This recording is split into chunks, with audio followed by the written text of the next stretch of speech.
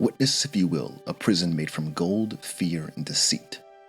A prison with but a single inmate, Elizabeth Comstock, formerly Anna DeWitt, who's known not one, not two, but three fathers, all of whom monstrous in their own right.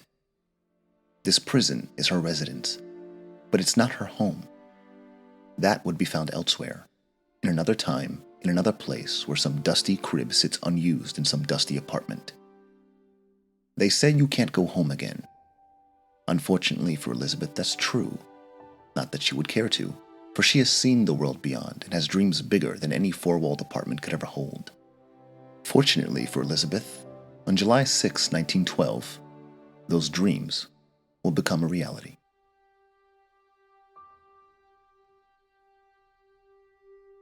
On July 6, 1912, Booker arrived in a land of pilgrims and zealots with a seemingly simple goal in mind: bring us the girl and wipe away the debt. But not all debts can be paid in coin. Some dues require blood, a fact that Rosalind and Robert Lutece knew all too well. Knows, knew, and will know. Let's head backwards in time a bit. In 1893, the Luteces had aided Comstock in the abduction of Anna DeWitt, the infant child of Booker. Once in Columbia, the prophet renamed the girl Elizabeth and presented her to the city as the miracle child, claiming she had gestated in the womb of Lady Annabel for a mere 7 days before her birth. Comstock trumpeted Elizabeth as the heir to Columbia, as the one who would one day cleanse the world from the Sodom below. However, Lady Annabel believed the girl to be a bastard child born of some adulterous union between her husband and Rosalind. It's a belief which incensed her, shaking her faith down to the core. Yet, despite this, Lady Annabel agreed to keep silent about Elizabeth's birth under one condition: the child would not reside in Comstock House. She would be raised elsewhere, out of sight from Lady Annabel's betrayed gaze. As a result, Elizabeth was relocated to a place called Monument Island, and Lady Annabel made good on her promise. For a while, until she couldn't any longer. Her death was like a fistula in the heart of the Colombian people, whose grief over the lady's assassination was matched only by their love for her surviving daughter, a love profaned by the man masquerading as her father. Comstock believed that Columbia would only prosper so long as it was his bloodline which remained in control of the city. Like the prophet himself, she was to be a conduit for the Lord's will, for his will. Comstock stoked the idea of Elizabeth's blessedness by calling her the Lamb of Columbia, which the populace of the city quickly came to address her by. Yet, in truth, Elizabeth was not a creature of divinity, but of some opaque metaphysical accident. Sometime after her arrival in Columbia, the phenomenon known as tears started to appear throughout the city. It's quickly determined that Elizabeth herself was the source of the tears, and as a result, her presence on Monument Island went from being that of a marital bandage to scientific fascination. Despite Lady Annabel's passing, Elizabeth was forced to remain captive on Monument Island, to be contained and studied by the Columbia Science Authority for an indefinite period of time. They hoped that quarantining Elizabeth away from the city would result with the tears no longer appearing in Columbia. No such luck, of course. This evening, on my way back from supper, my theory became reality. A spontaneous tear had opened in the market district, emitting both sights and sounds. I observed what I could only imagine to be some future version of Columbia. Though familiar, strange red flags with a small yellow icon flew from her rooftops. Although we can lock up the girl, it appears her powers will not be imprisoned so easily. Tears were a phenomenon unlike any ever seen in nature. It should come as no surprise that those in power thought it best to lock Elizabeth up. A girl with her gifts would entice men of faith and science alike. However, those who would probe and prod her sought to use her to different ends. Comstock saw in Elizabeth not a daughter, but an heir. The Luteces saw not a baby, but a window to insight, an insight they would one day glean with inhuman familiarity. Out of a desire to protect Elizabeth, Comstock constructed a tower for her to call home. Monument Tower ostensibly served as the center of the city. An iconic tourist attraction, citizens could board the gondola to Monument Island and visit the home of the fabled miracle child. They were not permitted to see Elizabeth, her residence, or the private observation rooms, but the rest of the grounds were open to the public. Monument Island seemed no different than any other tourist destination found on the surface. However, in truth, the tower was nothing more than a gilded testament to Comstock's deception.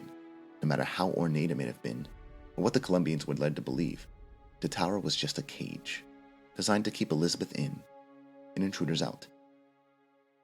On a side note, Monument Tower was designed to resemble the archangel that appeared to the prophet many years ago, back when he was still just a small-time preacher. It was intended to be a symbol of Colombian prosperity, making it comparable with New York City's Statue of Liberty, which had been a long-standing beacon for freedom and liberty in the United States. As covered in the previous episode, in 1895, Jeremiah Fink used tears to spy on the geneticist Yi Su-chong. These holes have shown me yet another wonder, though I've yet to see the application for it. They illuminate a merger of machine and man that is somehow the lesser yet the greater of both parties. The process seems to be irreversible. Perhaps, though, Comstock will have some need of this kind of thing to keep watch in that tower he is building. Fink stole Su-chong's research on the protective program, which was still in its early stages of development. The general idea behind the program was to have a ward paired with a guardian, and to link them through a strong emotional bond. Using Su-chong's data, Fink attempted to pair bond Elizabeth with animals such as dogs, and even a gorilla. However, all attempts at psychological conditioning proved unsuccessful. The remains of these failed specimens were kept in the Fink laboratories, left to rot in some untended charnel alongside empathy and human decency. For a while, Fink struggled to find a proper candidate for the protector program. But after seeing the end result of Su-chong's work, that of the Big Daddies, everything fell into place. As if being confined to a giant tower wasn't enough, Fink concocted a more radical means of guarding Elizabeth, that of the songbird. The technology that went into creating the Big Daddies were used to merge machine and man in a way that Fink described as being the lesser yet the greater of both parties. This culminated with the creation of the biomechanical hybrid songbird, a winged humanoid creature of immense size and strength. The logistics of who Songbird was and how it operated was never revealed. Like with the animals, it too was incapable of pair bonding through psychological indoctrination. Curiously though, an early prototype of the songbird found in the Fink labs shows it responding to projector footage, but the meaning behind this is not explained. In the end, the final model was constructed, and it ultimately managed to imprint with Elizabeth, not by design, but by sheer coincidence. When Elizabeth was still a child, the songbird crashed into Monument Tower. The reason why is never confirmed. Elizabeth herself speculated that Songbird might have been wounded in some kind of battle, but there's no evidence to support this claim. Others believe that Songbird hurt itself when escaping from the labs. The why here is irrelevant. What matters is that in 1896, the young Elizabeth found Songbird after the crash. She watched as its respirator tubing flailed about, its owner suffocating in motionless agony. The girl, setting aside her fears, reattached Songbird's respirator, and in thanks, the beast with a thorn in its paw would bear not its talons, but its heart. Songbird, now successfully pair-bonded with Elizabeth, would henceforth act as her guardian, much like the Big Daddies who protect the little sisters. Songbird's physical design also bears similarities to Rapture's protectors. Its mechanical eye, for instance, which resembles a porthole, changes colors depending on its state of mind, with its passive color being green, yellow signifying alertness, and red meaning hostility. However, unlike the Big Daddies, the Songbird was unique, and his ward, Elizabeth, would eventually grow to despise him. Yet at the same time, she loved him, being the only father figure she ever truly knew. Fink's bird is a repulsive creature, but I suppose a prison needs a guard. What surprised me is not how the girl has imprinted upon the monster. After all, one might observe a baby chimpanzee accept a wire replica for its mother. But I did not expect the brute to be capable of forming an attachment in return. Perhaps it could prove a better father to her than the two she has known. Their relationship is hinted at being far more complex than the game ever shows. Songbird would care for Elizabeth like a doting father, showering her with gifts such as books, while also keeping her belly full. In her youth, she cherished his companionship. Elizabeth was happy whenever he was around, and when absent, Hearing the calliope music which signaled his return would excite her. But as she grew, Elizabeth came to see Songbird as something less favorable, that of a warden. Unfortunately, this is the extent of what we know about their relationship. There's not much to go by, but it's possible to glean a better understanding of their dynamic if we approach their relationship from a different, more thematic angle. Bioshock Infinite is a game about many things. Too many things, honestly. But one theme the story explores successfully is the idea of fatherhood. And unfortunately for Elizabeth, there are a lot of terrible fathers in Infinite. Songbird is yet another expression of this theme. Consider what we know about him. Songbird is presented with the duality the narrative is so fond of, being a hybrid creature, both man and beast. Whenever Songbird is shown in-game, he is erratic and violent. Yet, according to Elizabeth, he has a tender side. Songbird yearns to care for her, but he is also prone to endanger her when enraged. Elizabeth has alluded to loving Songbird many times throughout the narrative, but she also makes Booker promise to never let him reclaim her, going so far as to prefer death over returning to a life in captivity. The parallel is pretty cut and dry. Songbird is Elizabeth's abusive stepfather. It's actually an interesting dynamic, one that does not get a lot of development, sadly. But when viewed from this angle, it clarifies Elizabeth's apprehension towards Songbird and helps fill in the blanks of their relationship. Either way, Songbird would also serve another purpose, that of an anti-Vox deterrent. He became known as the guardian of not only the Lamb, but of all of Columbia, with propaganda and nursery rhymes popping up to mythologize him amongst the populace. Even his melody, the very source of his namesake, became a thing to fear. If Songbird's tune was to bugle forth from the steam calliopes found throughout the city, citizens knew the sword of Columbia was about to swing down hard and mercilessly. By 1902, Monument Island was closed to the public. This decision left many citizens speculating as to the possible cause.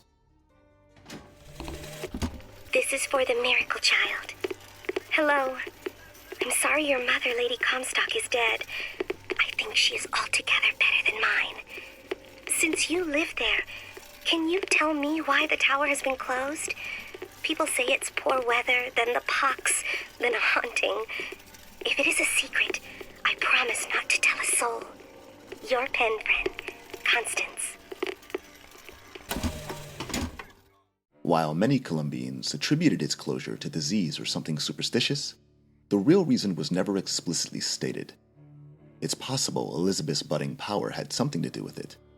Another likely reason would be to prevent Booker from reaching her. Comstock, whose gift for divination came more from science than providence, saw a vision of Booker coming to Columbia. Around the same time, Comstock forewarned the coming of Booker under the prophetic title of the False Shepherd. Presented as something akin to the Antichrist, he is described as bearing a mark on his hand, the letters AD, like some infernal sigil. Worse, much to the populace's chagrin, the false shepherd would lead the city to ruination by seeking the lamb and leading her astray. Elizabeth, whose entire world had been little more than an apartment, grew like a normal child.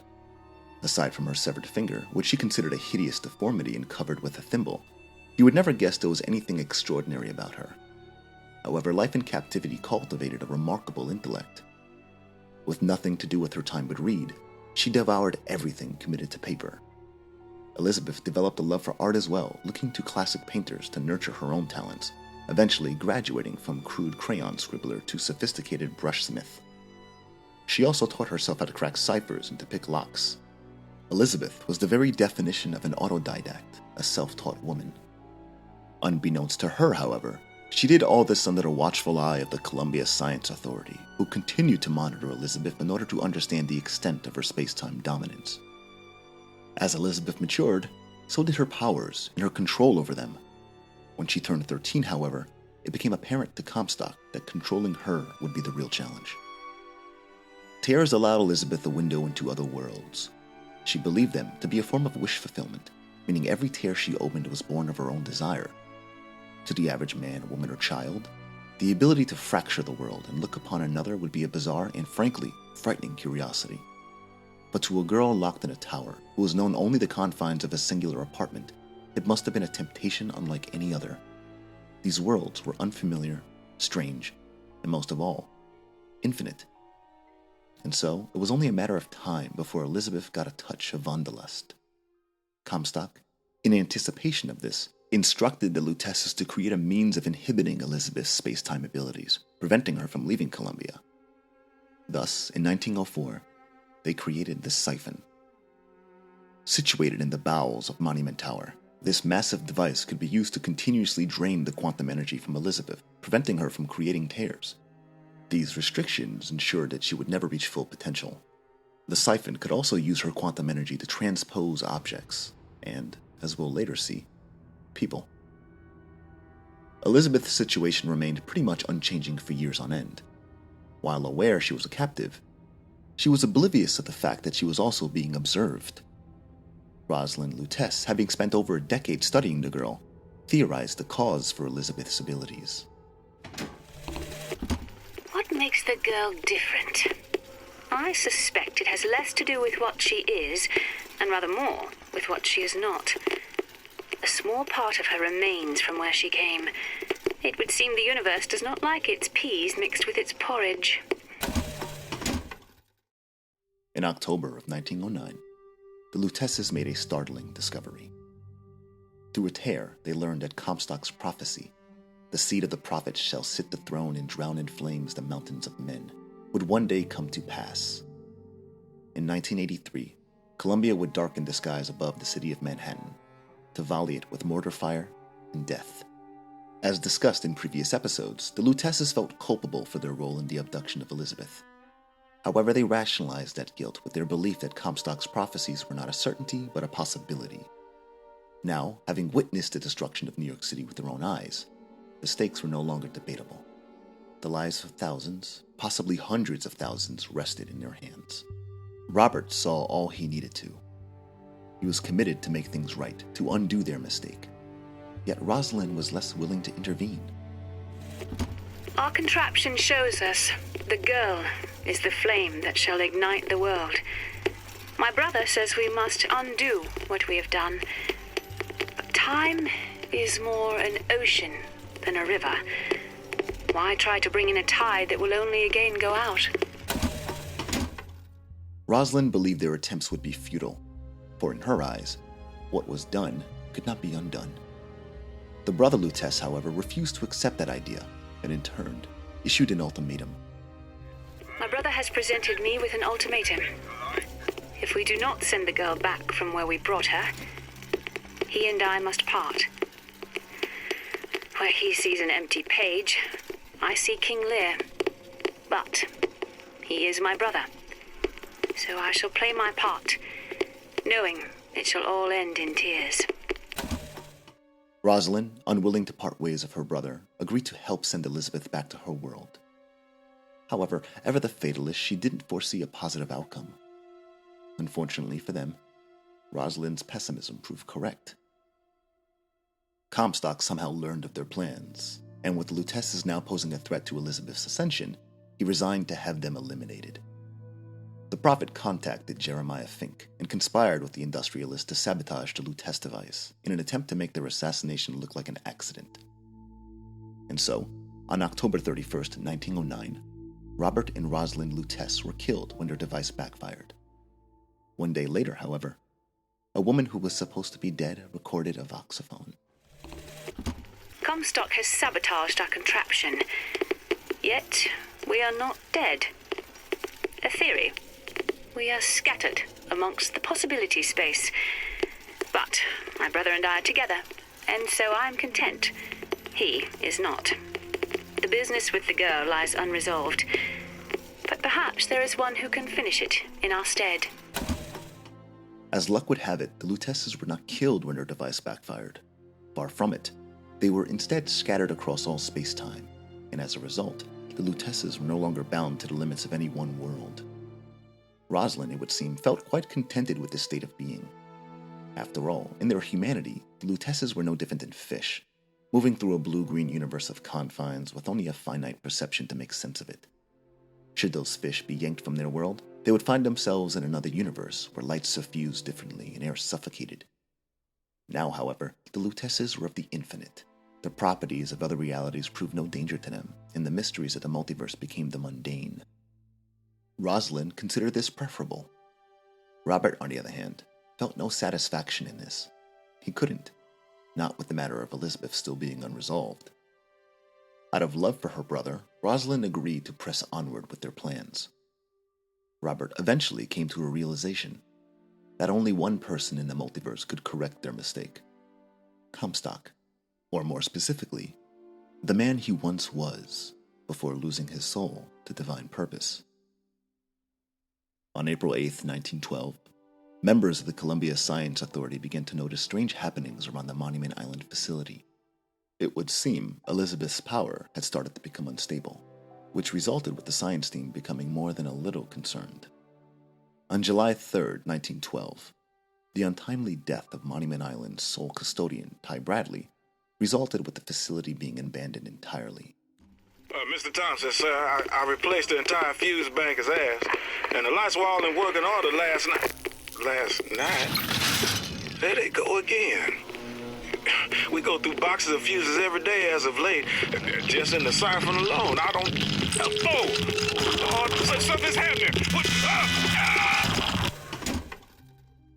Monument Island had just become too dangerous to continue inhabiting.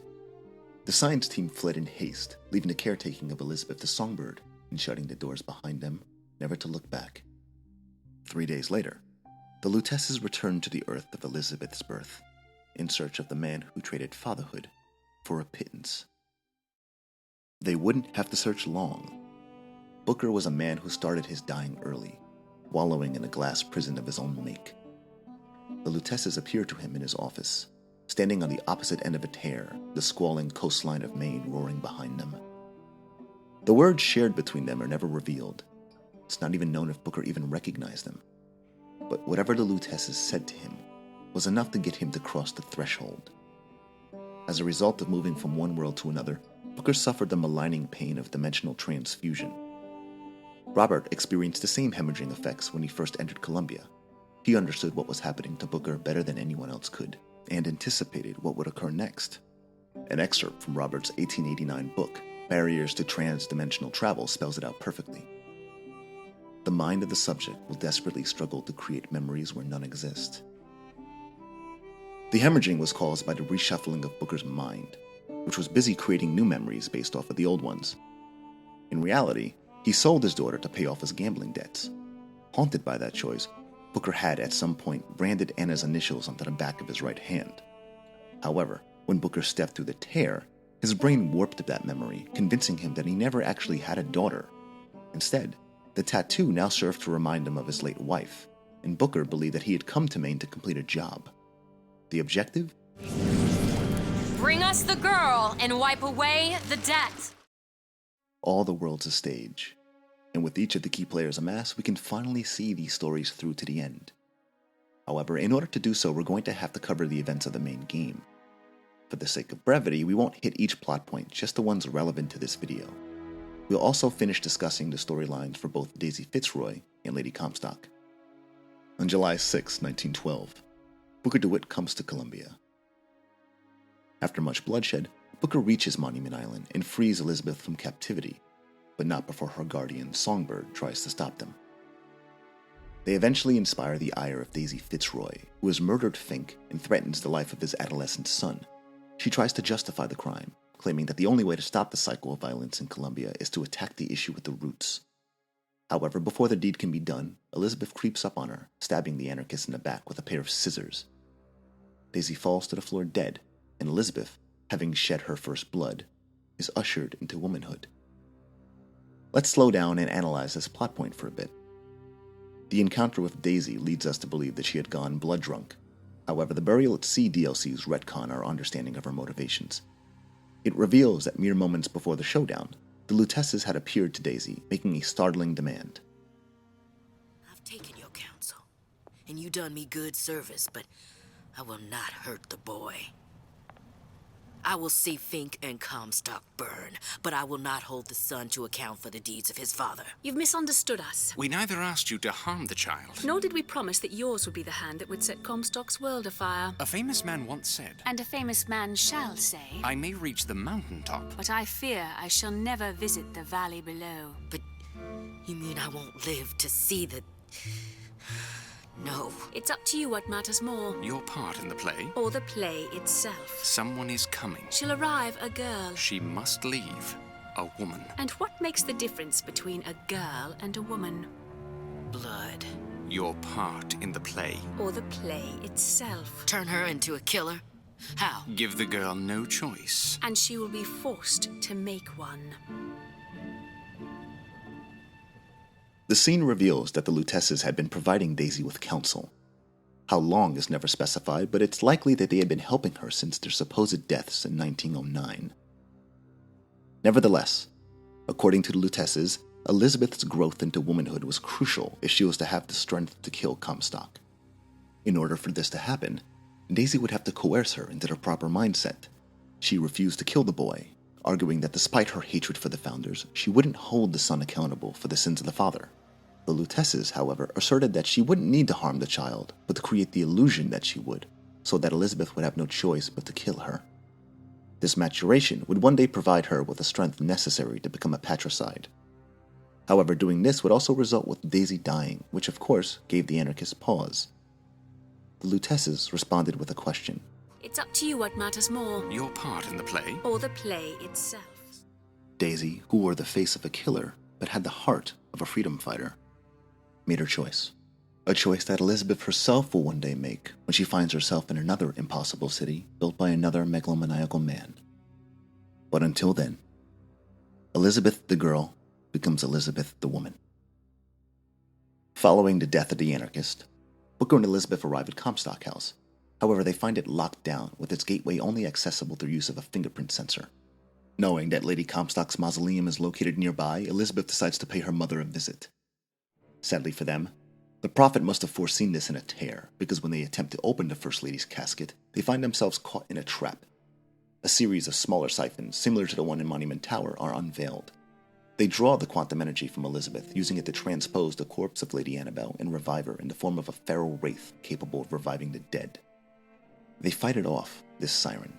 In the aftermath of the gunfight, they encounter the Luteces yet again, who help Elizabeth come to a realization.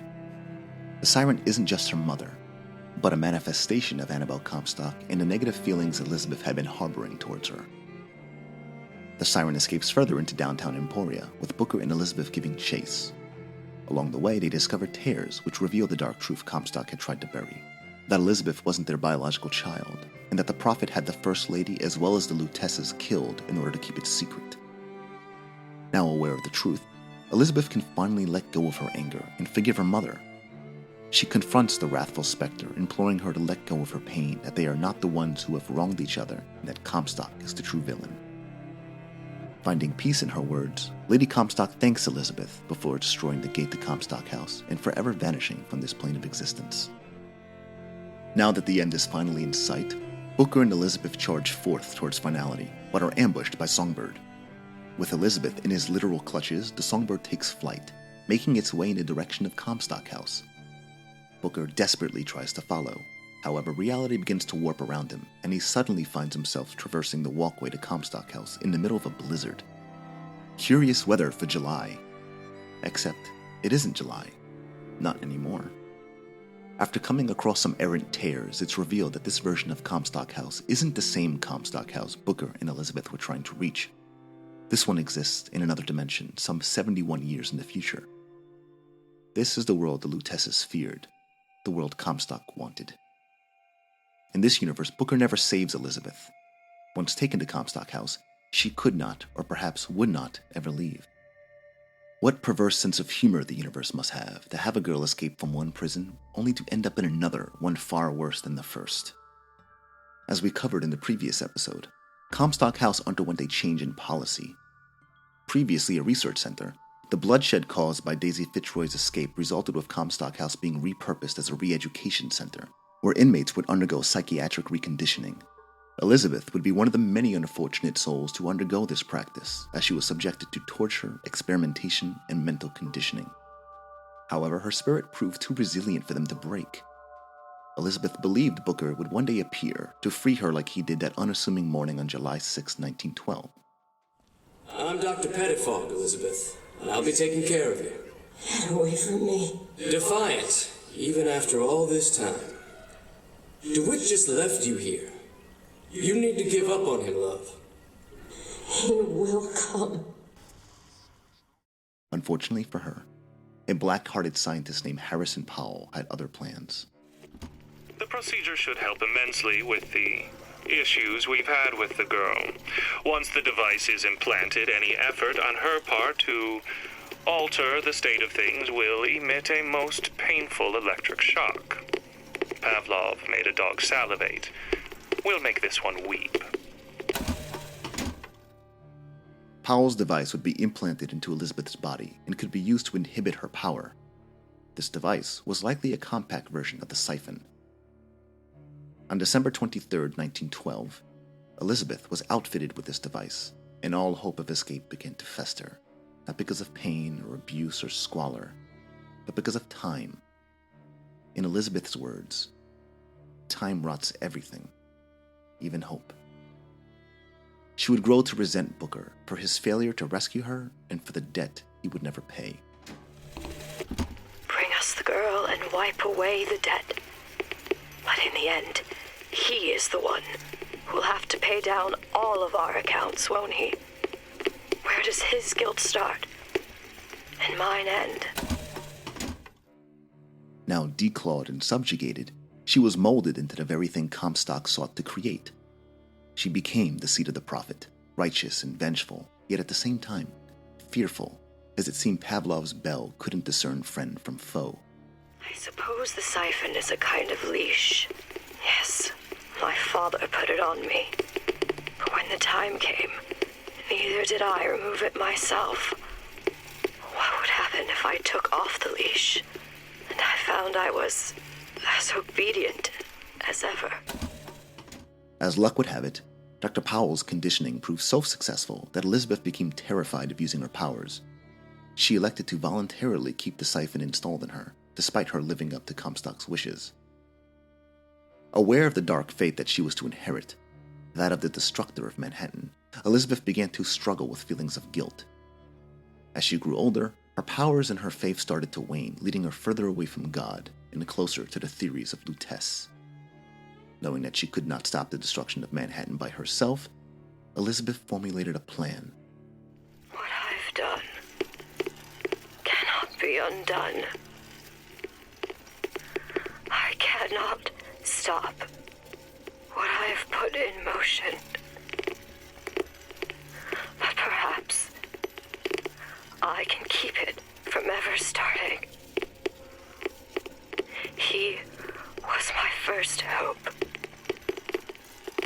And now, he is my last.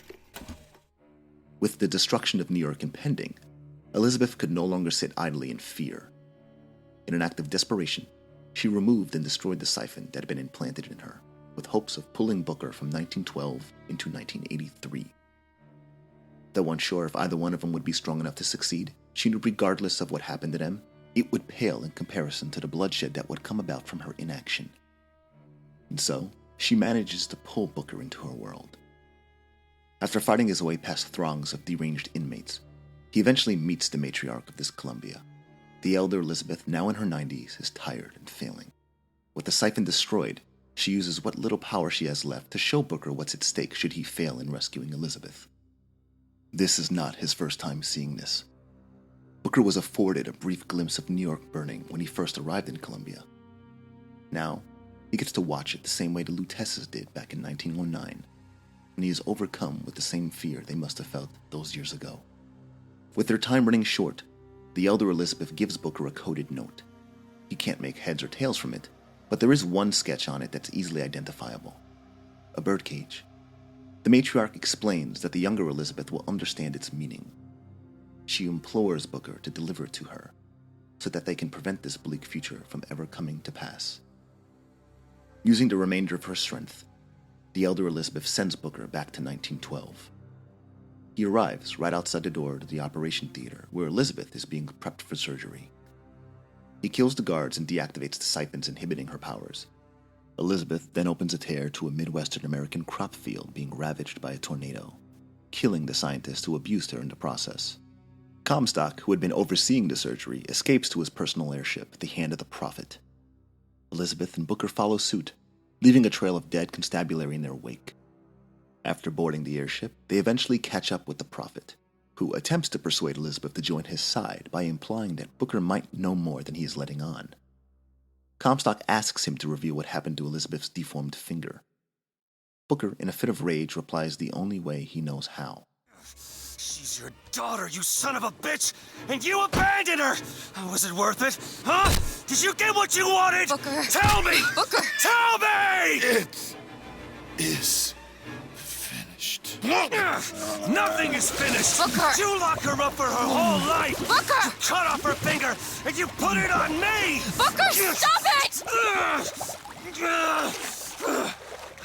You killed him. Booker kills Comstock, drowning him in his baptismal font, a little foreshadowing for things to come.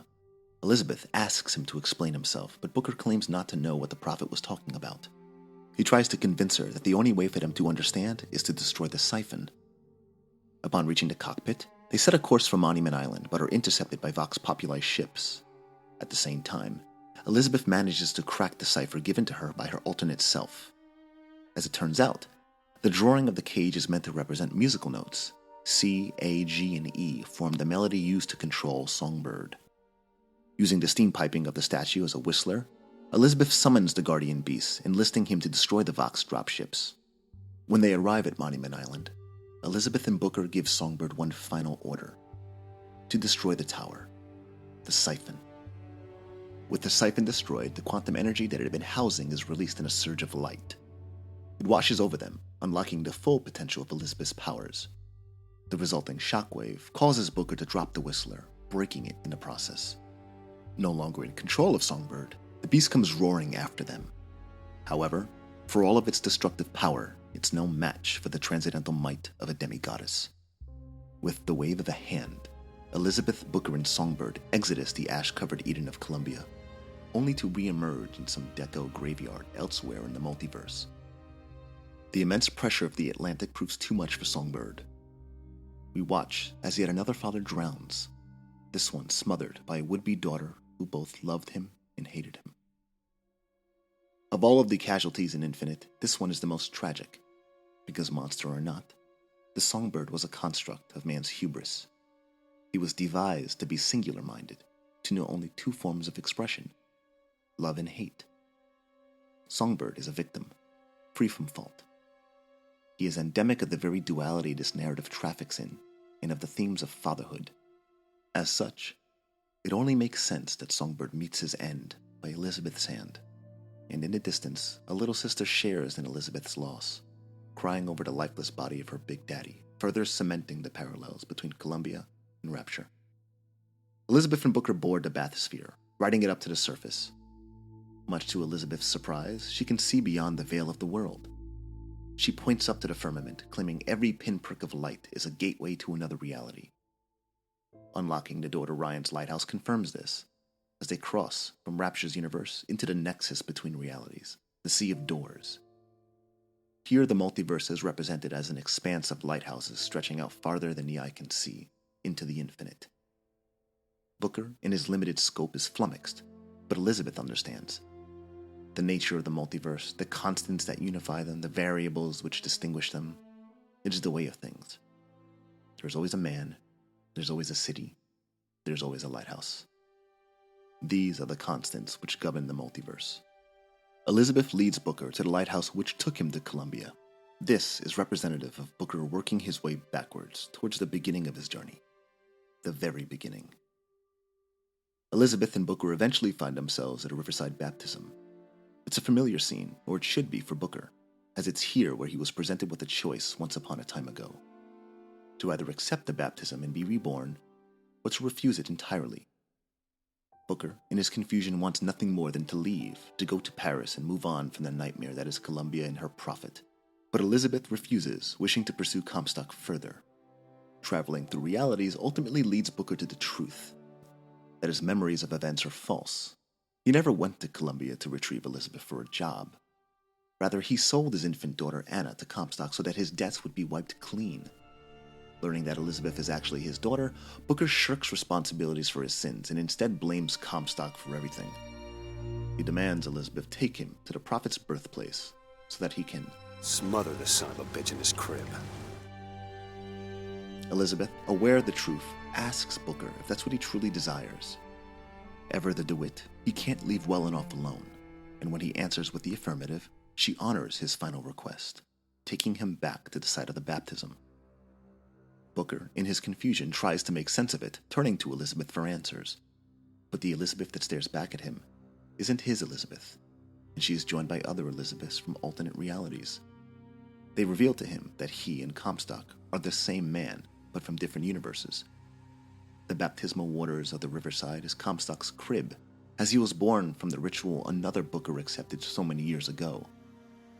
With the truth known, Booker allows the alternate Elizabeths to drown him, thus preventing Zachary Hale Comstock from ever being born. One man's crib is another's grave. With Booker dead, the other Elizabeths one by one wink out of existence. Our Elizabeth, the last surviving DeWitt, is nowhere to be seen, but we know she still lives, gone off in search of vengeance, forever haunted by the ghost of her father. Her father's. Because in spite of Booker's sacrifice, there are still Comstocks out there, alive and well in the multiverse. They say you can't go home again. You can't step in the same river twice. Booker DeWitt learns this the hard way. There's no making things right, not without paying the heaviest of prices, and rightfully so. The bones of his life demand blood. Seeing how things turn out for him, it's safe to say he's paid his dues. Still, his misdeeds will leave a mark, a scar that won't ever truly heal. No one knows this better than the demigod he called daughter. For all of her omnipotence, Elizabeth is still human. For all of her omniscience, Elizabeth can still make mistakes. If you prick her, she will bleed. If you tempt her, she will sin. Sinned. Has sinned. Will sin. This isn't the last we'll see of Elizabeth, or the Luteces, or even Columbia, and things won't end well for her.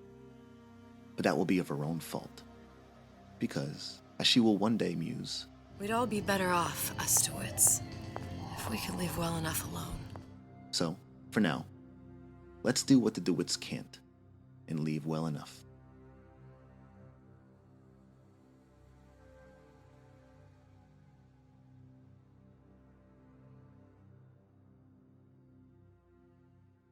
There are